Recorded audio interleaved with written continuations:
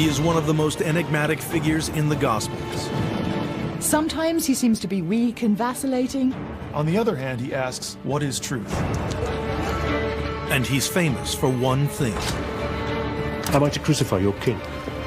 Only Pontius Pilate had the authority to crucify Jesus. It all comes back to one spot, Golgotha. This proves that Pilate really existed. As archaeology discovers Pilate's name in stone and the locations of Jesus' trial and execution, the character from the Bible joins the figure in history to reveal who really was Pontius Pilate.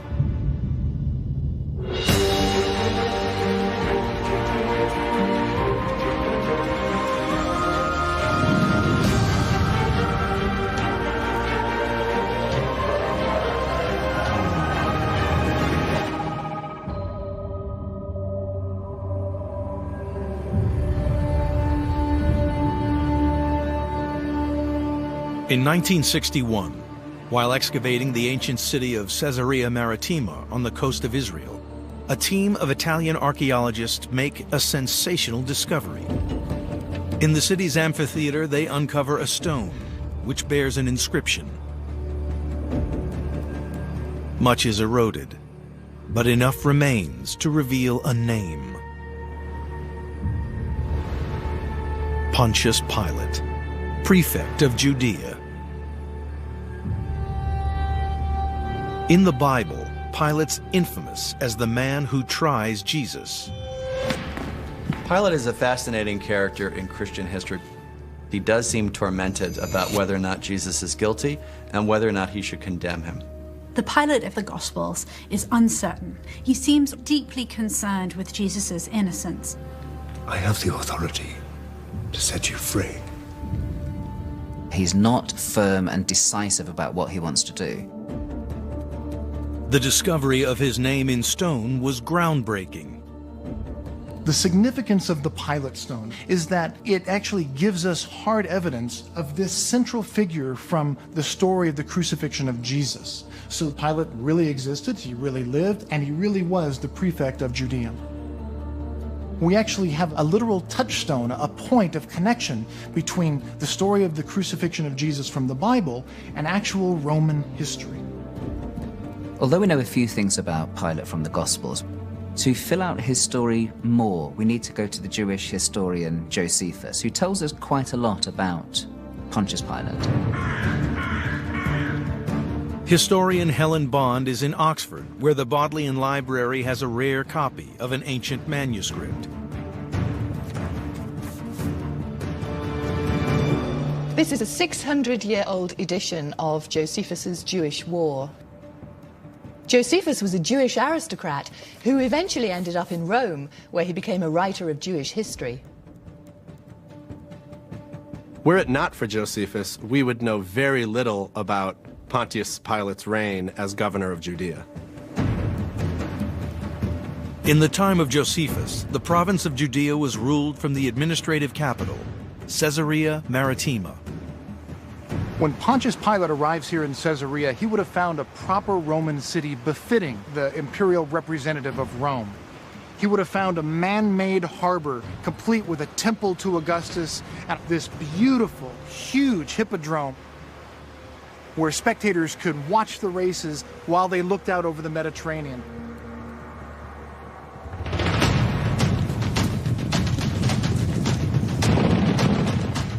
According to Josephus, Pontius Pilate arrived in Judea roughly 30 years after the birth of Jesus.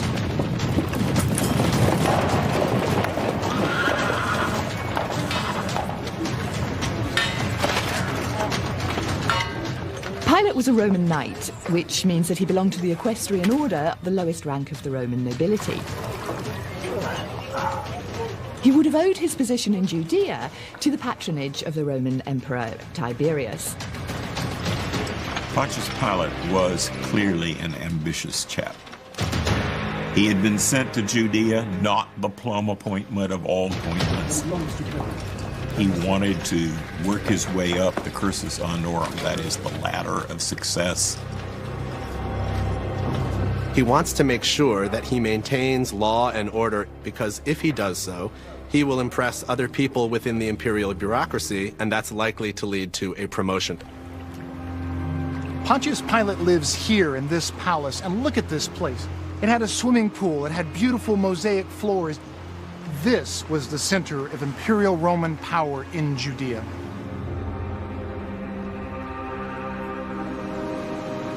When Pilate and his wife are sitting in Caesarea thinking about their lives, I don't think that they're expecting to spend the rest of their life in Judea.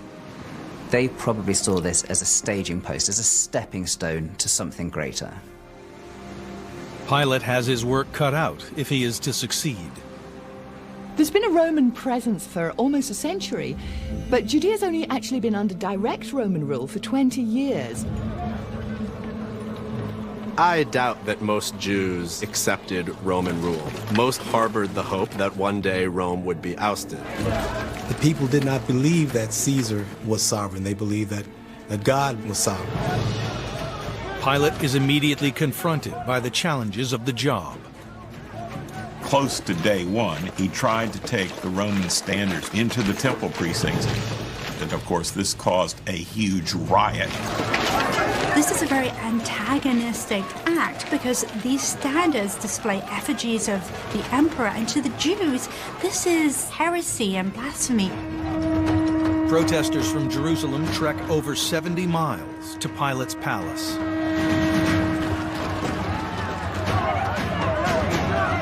After 5 days, Pilate calls out his troops. He expects that they are going to just disband, because who wouldn't disband when there's a threat of death so imminently?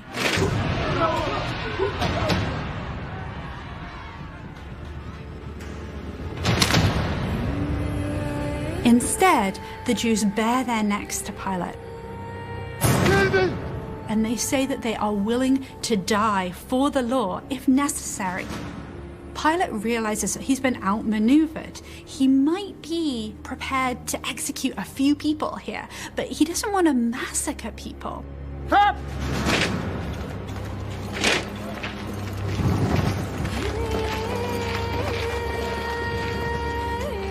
It's interesting that Pilate backs down. Does this show astute political judgment, or does it just show that he's perhaps a little more weak-willed than he might have been? Pilate really does have to reappraise. How is he going to govern the Jewish people who are willing to die over really quite small offenses in his eyes? But Pilate's biggest challenge is yet to come. Am I to crucify your king?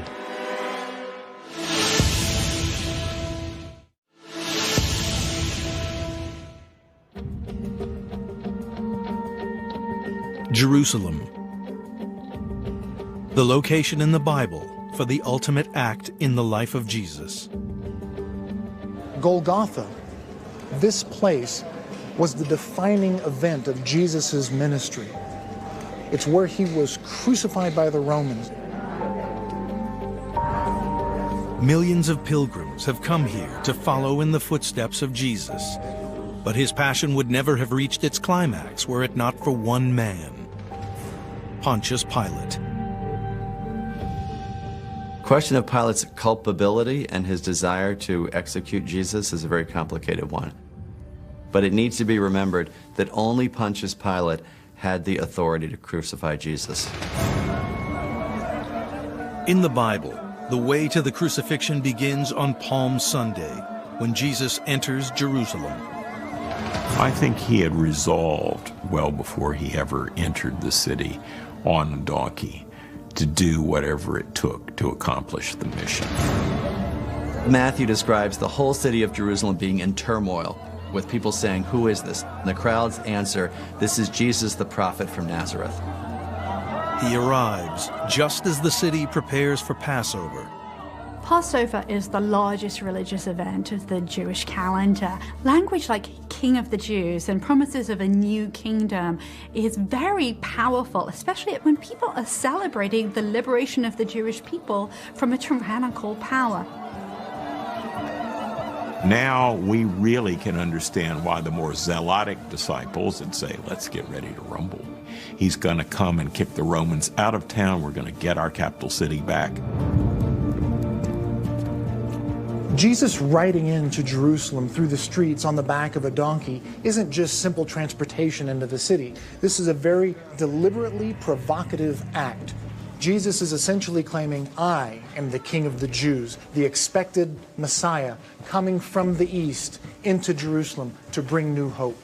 Anyone in authority at the time would be deeply concerned that Jesus was actually trying to incite some kind of rebellion. Pontius Pilate is also in Jerusalem, not to celebrate Passover, but to keep the peace and dispense Roman justice. Imagine you have thousands and thousands of people coming to the same place. They're staying in tents all around the city. In walks Jesus with thousands of followers, and he tries to disrupt what's going on there. This is exactly what Pilate's job is. His job is to prevent that kind of a ruckus. So for Pilate, it's order in the city that he is looking to maintain. To keep Jerusalem under control, Pilate depends on a powerful ally. The way that Rome rules in Judea is by using the high priest. So the high priests are running the show. But Rome exercises its own power over the priestly class by appointing and sacking at will. According to historical account, Pilate governed through the same high priest for 10 years. Caiaphas is the ultimate moral and religious authority in Jerusalem, and he's also the mediator between the people and the Roman government. Caiaphas ruled as high priest for a long time, suggesting that he was a pretty practical fellow. But his power depends on Rome. Caiaphas has to go and ask for Pilate to release to him the ceremonial robes that he has to wear. It's a real moment where Rome exercises its authority over Judea, over the Jewish people, over even the Jewish religious authorities at the time. Jesus is about to strike at the heart of Jewish authority in the city, the temple itself. What a massive stones. Do you see all these great buildings? Not one stone here will be left standing on another. Jesus is disturbed by the fact that there was commerce going on in the temple precincts. You have all of these money changers in the Gentile part of the temple. And Jesus says this is preventing Gentiles from being able to worship. Jesus says, my house is a house of prayer for all the nations, but you have made it a den of robbers. Have you changed money? My house shall be called the house of prayer for all the nations. It's the one place where Jesus seems to express anger, which leads to forceful action. It's both a demonstration of his outrage at the exploitation of the people, also a larger symbolic gesture to the destruction of the temple as a whole. Jesus is expressing his apocalyptic prophecy. He believes in these end times, in his own lifetime, God is going to restore the temple. God is going to restore a certain kind of service and kick out foreign rule.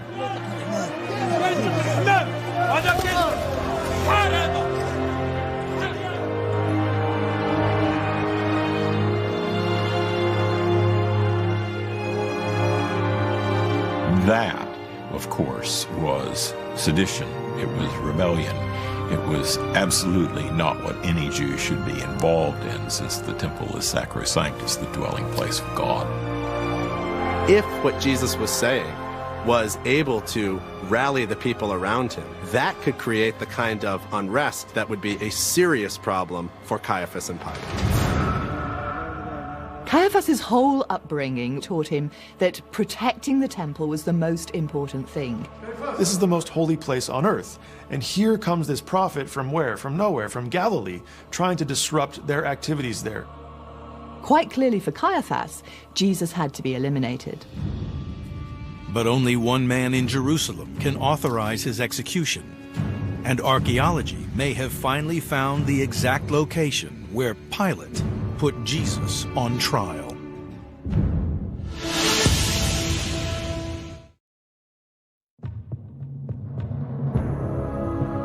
Jerusalem, Via Dolorosa, the Way of Sorrows.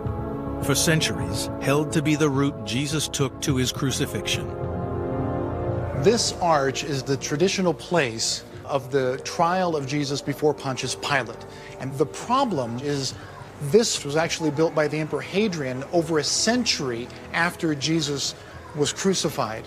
So while it's the traditional place of Pilate's condemnation of Jesus, it's too late archaeologically to be the actual spot. Modern pilgrims still follow the centuries-old tradition of the Via Dolorosa. But a recent discovery may reveal the actual spot where Jesus stood trial.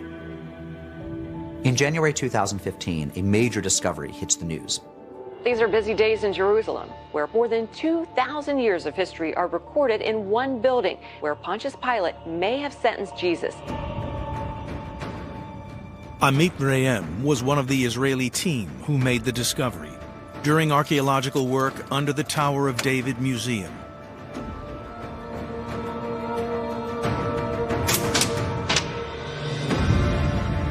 In our excavation, we find enormous walls, and we interpreted them as the foundations, as the retaining wall to Herod's palace.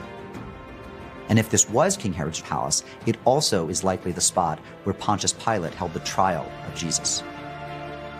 Jesus was sentenced here in Jerusalem in the Praetorium, meaning the residence of the Roman government. Herod's long-lost palace, the most lavish in the city, is the obvious spot for Pilate's headquarters. It's enormous. It's royal. This is the place where Pontius Pilate should sit in Jerusalem, only here. The possible discovery of Herod's palace is incredibly exciting. It reminds us once again that this is a real-life story that happened in a real place and in a real time.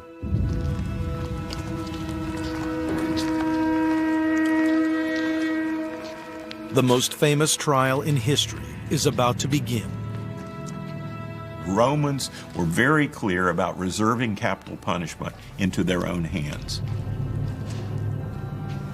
So the Jewish authorities in Jerusalem had no authority to execute anybody. So if Jesus is to be crucified, then the only person who can authorize that is the Roman prefect, Pontius Pilate. After disrupting the temple, Jesus is a marked man. He goes and he has the Last Supper with his disciples and goes then to the Garden of Gethsemane. That's the place where he's arrested and then brought to Pilate for judgment. For Pilate, trouble during Passover is the last thing he needs. What's going on? There's been some trouble with the temple. It's possible that Pilate had heard about Jesus. Nothing to worry about. On the other hand, Pilate was a very busy man, and Jesus was just another Galilean peasant causing problems. Pilate is about to discover the man before him is no ordinary criminal. It's not a big deal for a Roman governor to sentence someone to die, especially for anything that sounds like treason. Take that off. Anyone who proclaims himself king or whose followers proclaim himself king is a direct threat to Roman rule.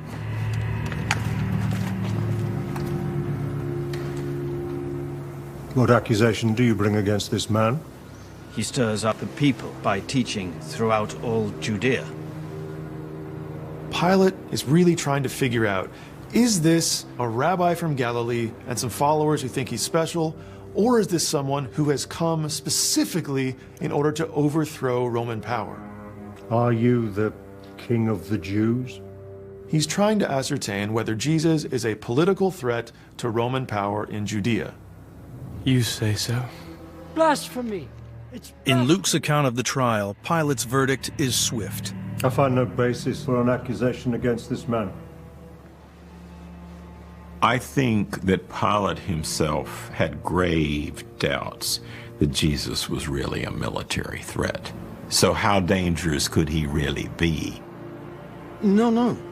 He stirs up the people throughout all Judea, from Galilee where he began, even to this place. Bring him to me.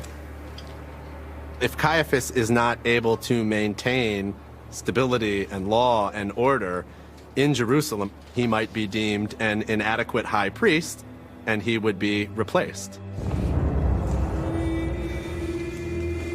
In John's Gospel, Pilate summons Jesus to repeat the charge against him.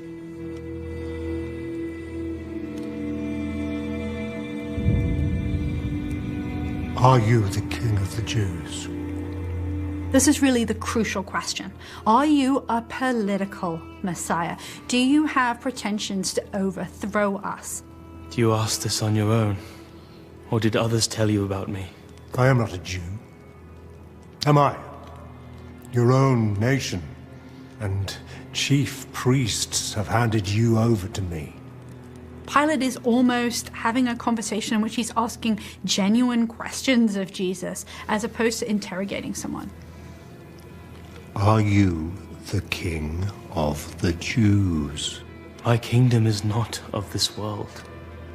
Jesus says, my kingdom is not of the character of worldly kingdoms. It's not of this world. I came to bring the truth. Everybody who belongs to the truth listens to my voice. What is truth? When Pilate asks Jesus, what is truth? We have a great example of dramatic irony. Here is the man who is acting as judge and jury, in a sense, over this man's life. Truth should be exactly the thing that he understands.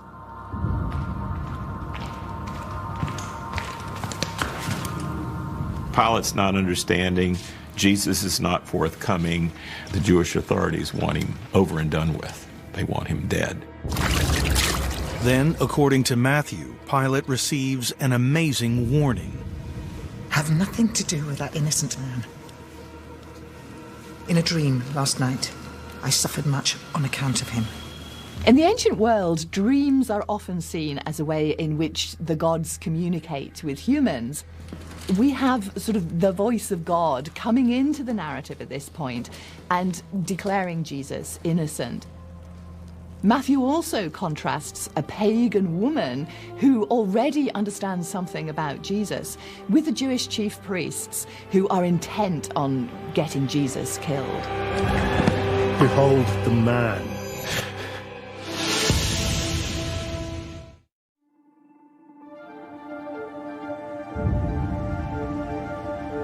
Jerusalem, home to the most holy site in the Christian world, the Church of the Holy Sepulchre.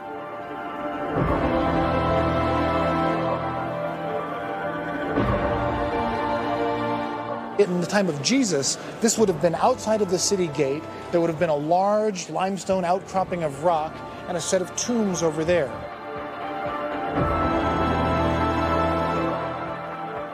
And this is said to be the rock that held the cross on which Jesus was crucified. For the Christian pilgrims who come each year, this is believed to be the site of Golgotha, location of the climactic event in the life of Jesus. But the archaeology is not conclusive. We don't have the evidence that tells us definitively that this is the place that Jesus was crucified. This is merely our best guess. This fits what we know from the story of Jesus. In the Bible, there's no doubt who sends him to the cross. Pontius Pilate, prefect of Judea.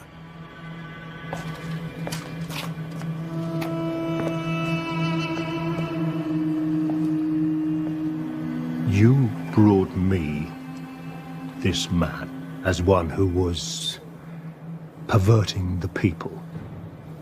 There's only 2 crimes under Roman law that could lead to crucifixion.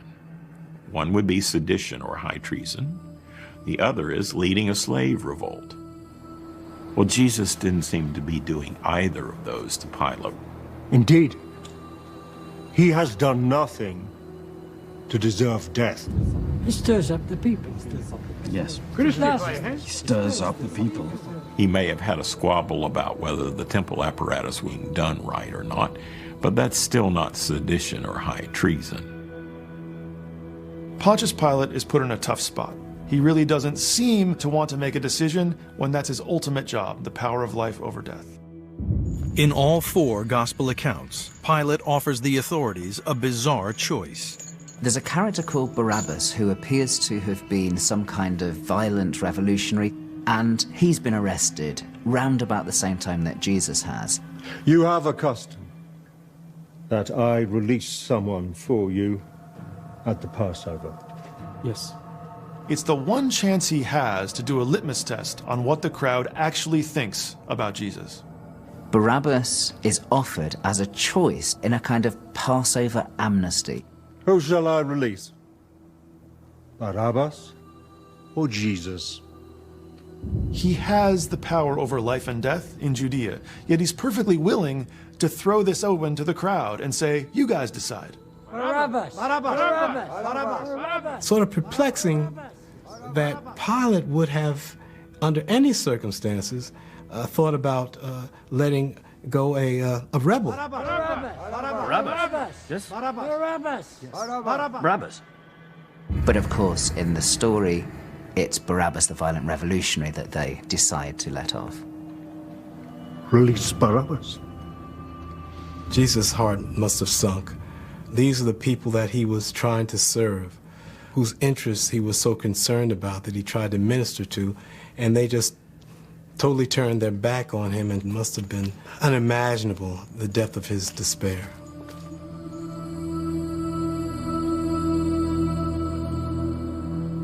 What am I then to do with this man you call the King of the Jews? Crucify him. Enough.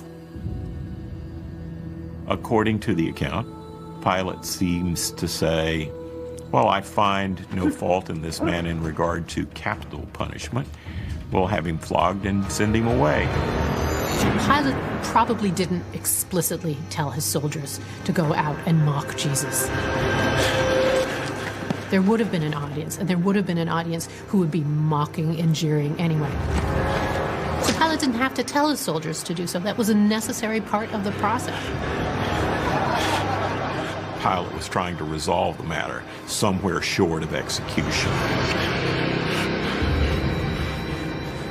Perhaps Pilate is hoping this will be sufficient and the Jewish authorities will accept this.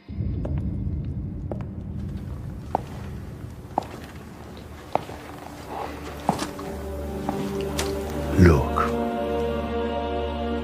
I am bringing him out to you to let you know that I find no case against him. Pilate says, I find no crime in this man. And he gets Jesus and he puts him in front of the Jewish authorities. But this is a man who's been horribly flogged. Here is the man.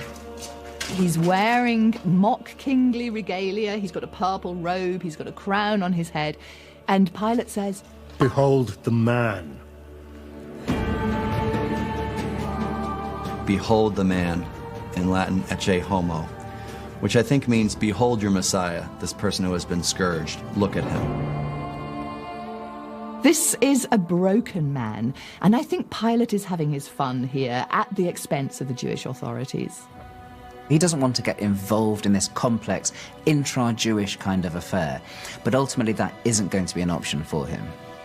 Crucify him. Take him yourselves and crucify him. I find no case against him. Pilate's general way of doing things would have been to try and let the authorities in Jerusalem do their own work. He says, see to it yourselves. Then, in John's Gospel, Caiaphas raises the stakes. We have a law. And according to that law, he ought to die, because he has claimed to be the Son of God. Blasphemy.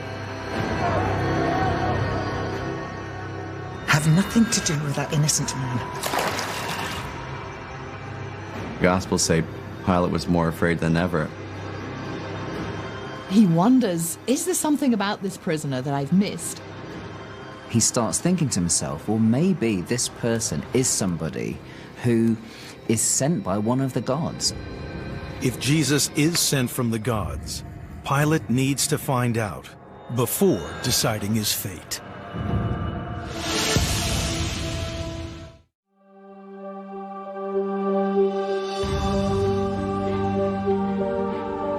Caesarea Maritima, the ancient Roman capital of Judea. Source of the Pilate stone. The unique evidence that proves Pontius Pilate was real and that locates him in Judea at the time of the trial of Jesus. This stone tells us a lot about the nature of Pilate. He was an ambitious guy. He wanted to make good with the emperor, and so he made a large building, and he put this dedicatory inscription to Tiberius. Pontius Pilatus, Pontius Pilate, the prefect of Judea. This is done in honor of another man, in honor of the Roman emperor. Make no mistake, Pilate's loyalty was completely to Rome. He's not a king, he's not an emperor. This is the best he can do, but what he did gave us the name of Pilate in stone.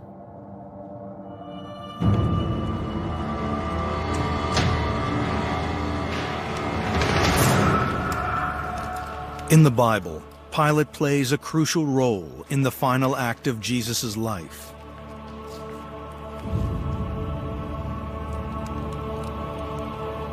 Where are you from? The New Testament suggests that Pilate tended to be a little weak and vacillating at times, but I don't think that's the kind of person he was in reality. You will not speak to me.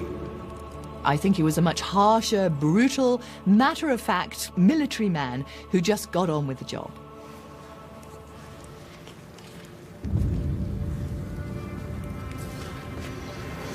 Remember, I have the authority to set you free. And also to have you crucified. So why is the Pilate of the Bible so concerned with the fate of Jesus? It was crucial for early Christians to minimize the responsibility of the Romans in crucifying Jesus. For the Gospel writers, the fact that Pilate recognizes that Jesus is innocent is really important. It's as if unrighteousness recognizes righteousness when it's right in front of them. You have the authority over me only because it was given to you by God. The idea that a poor carpenter from Nazareth would claim power from God would have been to Pilate ridiculous, and he rejects it completely.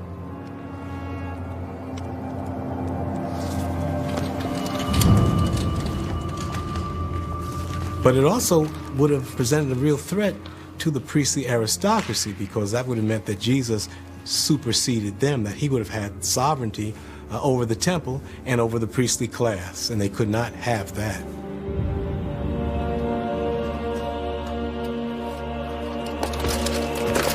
Am I to crucify your king? Crucify him. Crucify him! Why? What evil has he done? If you set him free, that means you are not the emperor's friend. Caiaphas knows how to push Pilate's buttons. If you don't get rid of this guy, you are no friend of Caesar. Well, this is no idle phrase. What this meant was, we will report you to the emperor, and you can bet you're not going anywhere other than Judea. Here is your king. Shall I crucify your king? Pilate keeps pushing back at the chief priests over the condemnation of Jesus. He's pushing them, and they keep coming back to him until finally they say, "We have no king but Caesar." We have no king, but the emperor. This is the ultimate blasphemy. And of course, from the point of view of a Roman governor, this is exactly what he wants subject people to say. He has one duty, and that is to carry out the will of Caesar. So anyone or anything that gets in the way is going to be destroyed. And so at that point, as soon as he hears them say that, he sends Jesus to the cross. I am innocent of this man's blood. See to it yourselves. Pontius Pilate is not very interested in being fair-minded at all by delaying executing Jesus or trying to do a lesser thing than execute Jesus. His first responsibility was to Rome, and any threat to Rome needed to be dealt with. Jesus was not executed for being the Son of God. He was executed for being a threat to the Roman Empire. What Pilate cared about was making a politically expedient decision. And if executing Jesus was politically expedient, Pilate was prepared to do so. He wants people to see that the final decision in his court rests with him. So why do the gospel accounts try to make the man who condemned Jesus into a good guy?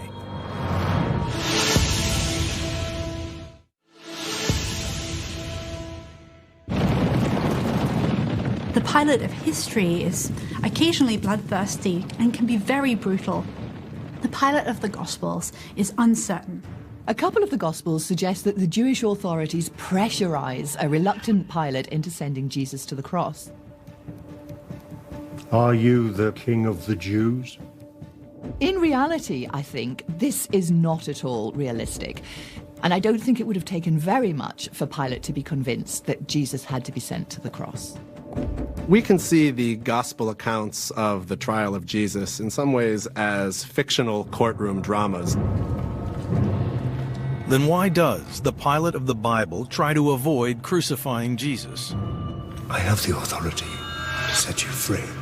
The Gospels are all written several decades after the death of Jesus, and by this time the people coming into Christianity are Romans. The Gospels try to let Pilate off the hook by making him seem more doubtful, and that makes sense because the Gospel writers are writing in a Roman world. So it's very important to show that even though Jesus was crucified on a Roman cross, the Roman governor responsible didn't really want to do it. In the Bible, Pilate takes one final action, which makes his true intent explicit. Pilate puts a sign up above the cross that reads, "The King of the Jews." And according to John's Gospel, he has it written in Greek, Hebrew, and Latin. And he's mocking Jesus here. He's saying that Jesus claimed to be a royal figure, but look at him, here he is. And he's not enthroned in glory, he's just on a Roman cross.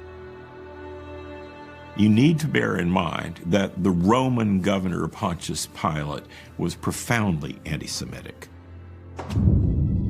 For Pilate, executing someone who claimed to be a king in this way would be saying, you can claim to be king of the Jews and we're still gonna kill you. You want to know who's in charge? Who's the real ruler here? It's not any Jewish pretenders and contenders like Jesus. And the whole point of these three languages is that everybody in cosmopolitan Jerusalem can understand what it means. The great irony, of course, is that for the readers of the Gospels and for Christians ever since, it is in fact true. Jesus is crucified, suffers, and dies under Pilate. Even though Jesus seems like he's the powerless one, his power is shown and revealed at the resurrection. So we see that the real king of the Jews is in fact Jesus, and that Pilate's inscription over the cross is true. So what happened to the loyal Roman prefect after Jesus' crucifixion? The Bible tells us nothing. But thanks to Josephus, we have a record of the final chapter in Pilate's life. A group of Samaritans armed themselves on a religious pilgrimage. The moment the Samaritans chose to take up arms, there was no way that incident was going to end other than Pontius Pilate intervening. Many people are killed, and the ringleaders of the movement are put to death. After the uprising is put down, the Samaritans lodge an official complaint against Pilate, and so he's recalled to Rome to answer the charges. But before he can get there, his patron, the Emperor Tiberius, dies. And we have no idea what happened to him once he reached Rome. He just drops out of history. But the name of Pontius Pilate will live on. Pilate's tragic flaw was that he was so loyal to the Roman emperor, who was considered a god, that he couldn't see the true God standing right in front of him. Golgotha, this place, was the defining event of Jesus' ministry. It's where he was crucified by the Romans. It's where he was said to have raised from the dead. If you think of the impact that Christianity has had on the world, it all comes back to one spot: Golgotha, the Church of the Holy Sepulchre. We often interpret the death of Jesus as a saving act. And yet the paradox here is that without Pilate, there is no saving act. Without the death of Jesus, there is no Christianity.